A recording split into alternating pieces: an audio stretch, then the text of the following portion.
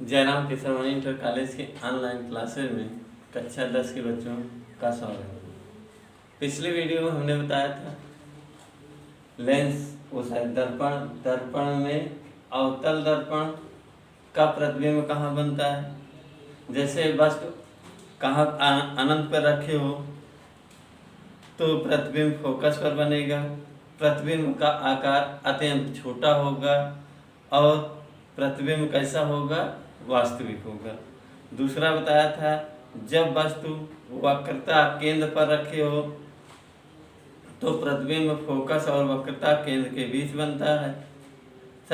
जब वस्तु वक्रता केंद्र से दूर रखी हो या अत्यंत अनंत और वक्रता केंद्र के बीच में रखी हो तब प्रतिबिंब की स्थिति क्या होती है, वह फोकस और वक्रता केंद्र के बीच बनती है। प्रतिबिंब का आकार छोटा होता है और प्रकृति क्या होती है, वास्तविक एवं उल्टा। तीसरा बताए थे जब वस्तु वक्रता केंद्र पर रखे हो तो प्रतिबिंब की स्थिति क्या होती है, वक्रता केंद्र पर ही बनती है, अर्थात उसका जस्ट उल्टा अपोजिट बनता है प्रतिबिंब। और प्रतिबिंब का आकार क्या होता है, वस्तु के बराबर, और प्रतिबिंब की प्रकृति वास्तविक और उल्टा। चौथा बताया था कि जब फोकस और वक्रता केंद्र के बीच में वस्तु रखी हो तो प्रतिबिंब की स्थिति होगी वक्रता केंद्र और अनंत के बीच में। वस्तु का आकार प्रतिबिंब का आकार वस्तु से बड़ा, वास्तविक और उल्टा होगा। जब फोकस पर रखे हो वस्तु तो प्रतिबिंब हमारा अनंत पर बनता है और वस्तु से बड़ा होता है, वास्तविक एवं उल्टा होता है। और जब फोकस और ध्रुव के बीच में वस्तु रखी हो तो प्रतिबिंब की स्थिति दर्पण के पीछे बनेगा। आकार कैसा होगा, बहुत बड़ा होगा या बड़ा होगा, और प्रकृति क्या होगी, आभासी एवं सीधा बनेगा। इतना बताए थे, उसके बाद उपयोग बताए थे।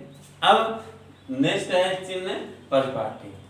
देखिए एकदम जिस तरीके से हम निर्देशांक ज्यामिति में पढ़ते हैं कि जहां पर दो रेखाएं एक क्षैतिज और एक ऊर्ध्वाधर एक दूसरे को काटती है उसे कहते हैं मूल।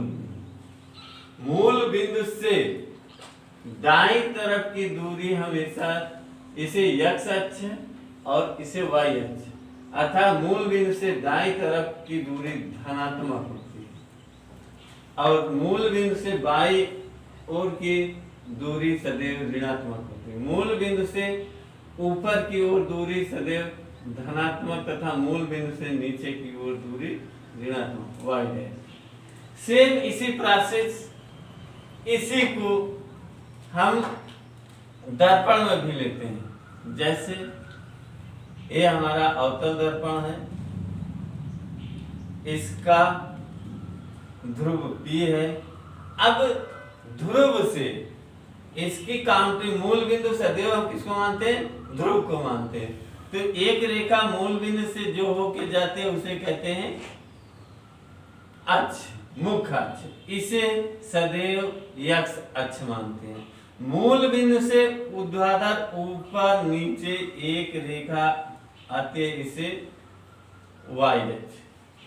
तो देखिए मूल बिंदु से दाईं तरफ धनात्मक, ऊपर धनात्मक, और मूल बिंदु से बाईं तरफ ऋणात्मक और नीचे ऋणात्मक मानते हैं, इस तरीके से।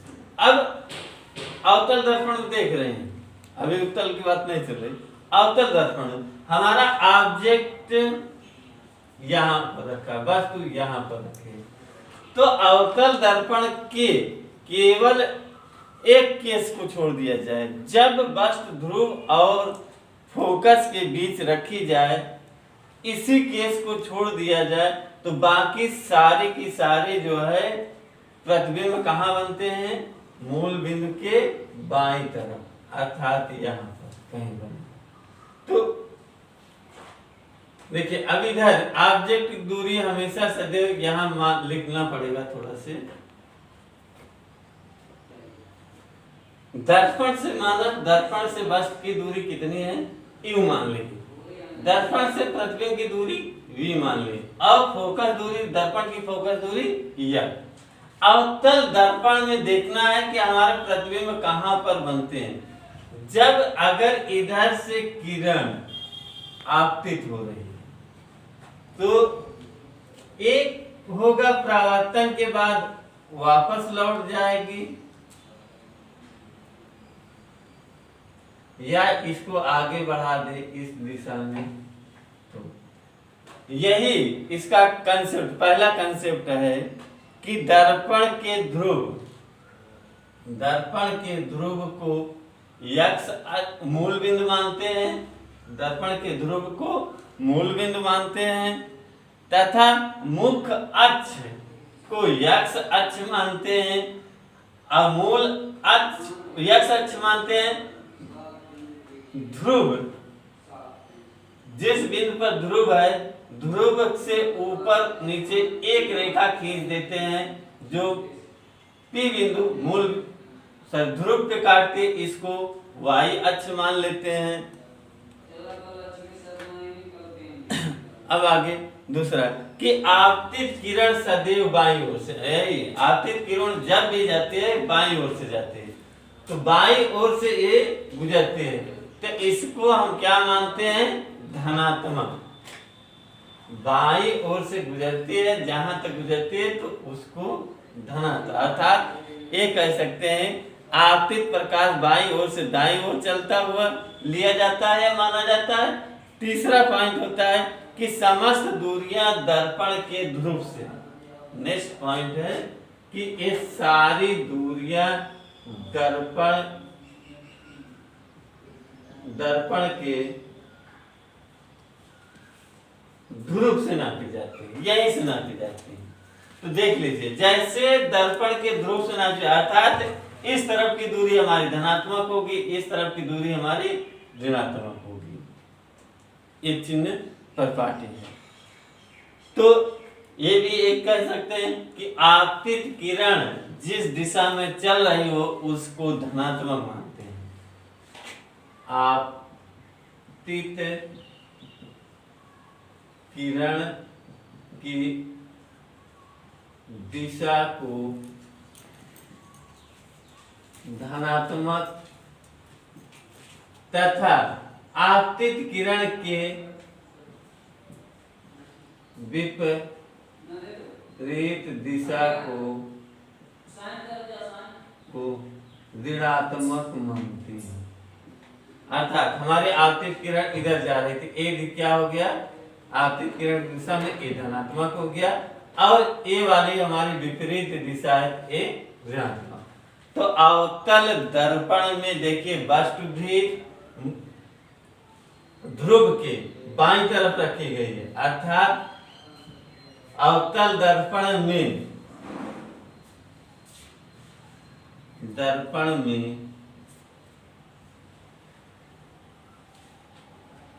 वस्तु ध्रुव के बीच की दूरी ऋणात्मक u, और प्रतिबिंब हमारा कहाँ बनता है, ध्रुव के बाईं तरफ, अर्थात हमारा प्रतिबिंब यहाँ पर बना, तो इसकी दूरी ध्रुव से क्या होगी, निगेटिव v भी निगेटिव होता है, और इसकी फोकस दूरी, अवतल दर्पण में फोकस दूरी भी निगेटिव होती है।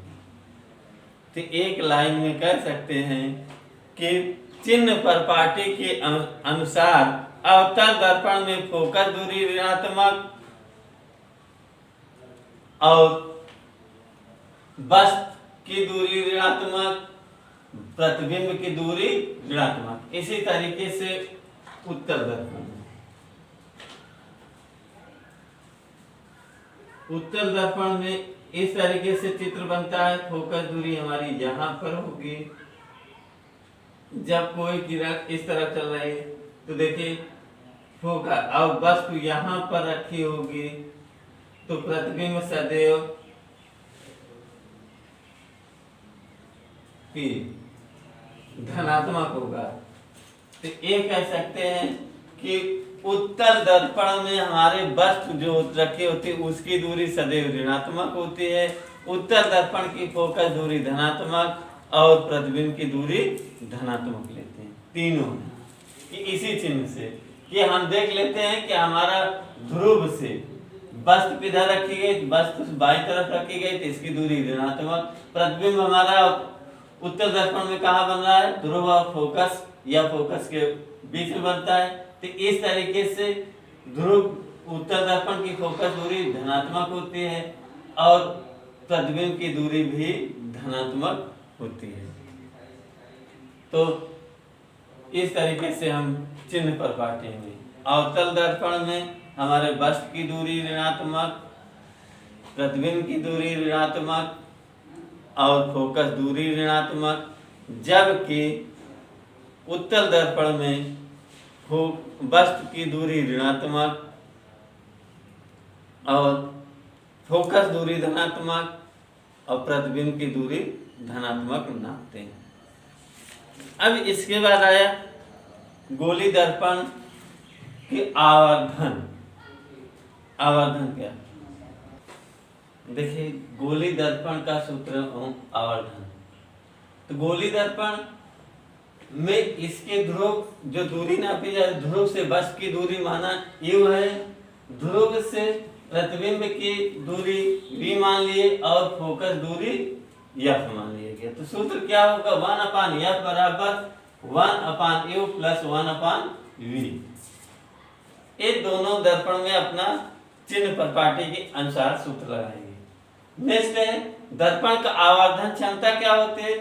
तो दर्पण की आवर्धन क्षमता उस उत्तल दर्पण या अवतल दर्पण, गोली दर्पण में वस्तु प्रतिबिंब के आकार और वस्तु के आकार के अनुपात को ही दर्पण का आवर्धन क्षमता कहते हैं। या ऐसे भी कह सकते हैं कि प्रतिबिंब की लंबाई और वस्तु के आकार की लंबाई के अनुपात को आवर्धन क्षमता कहते हैं।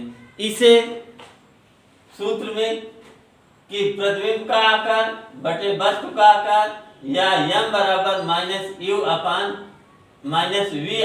-u/-v/u, ये आवर्धन क्षमता हो गई। फोकस दूरी वक्रता त्रिज्या बटे 2।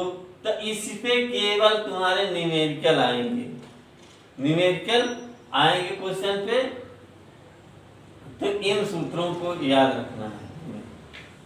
और एक चीज है कि कभी कभी कंफ्यूजन हो जाता है, जो आगे मिलेगा कि लेंस की आवर्धन क्षमता या आवर्धन और दर्पण की आवर्धन क्षमता लगभग सूत्र वही रहता है कि ये माइनस में रहेगा और जो लेंस की आवर्धन होगी, लेंस की